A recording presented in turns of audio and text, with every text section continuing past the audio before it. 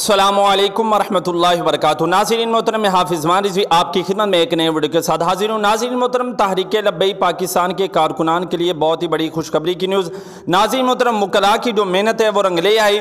آخرکار جج جو تھا اس نے جو ہے رہائی کا فیصلہ سنا ہی دیا۔ ناظرین محترم، ابھی آپ کے سامنے اپڈیٹ رکھتا ہوں، اس سے پہلے گزارش ہے کہ چینل کو سبسکرائب کر لیں تاکہ اس طرح کی اپڈیٹ آپ کو بر وقت ملتی رہے۔ ناظرین محترم، آج جو تھا تین جو اہم ہمارے رہنما تھے تحریک لبیک پاکستان کے، ان کی سماعت تھی۔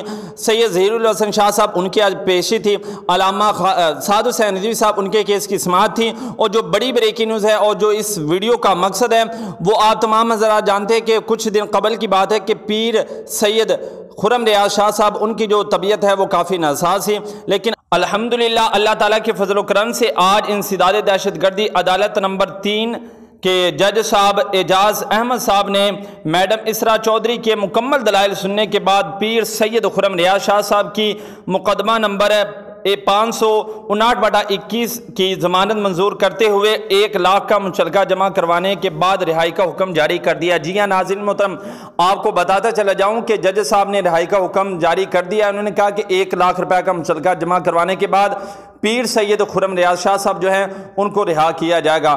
یہ یقیناً تحریک لبیک پاکستان کی کارکنان کے لیے بہت بڑی خوشخبری کی نیوز ہے، اور انشاءاللہ اب جو ہے علامہ سعد حسین رضوی صاحب کے کیس کی سماعت کا بھی فیصلہ بہت جلد آپ کو مل جائے گا۔ آپ ہمارے چینل کے ساتھ جڑے رہیے، ملتے ہیں ایک نئے ویڈیو کے ساتھ، تب تک کے لیے اللہ حافظ۔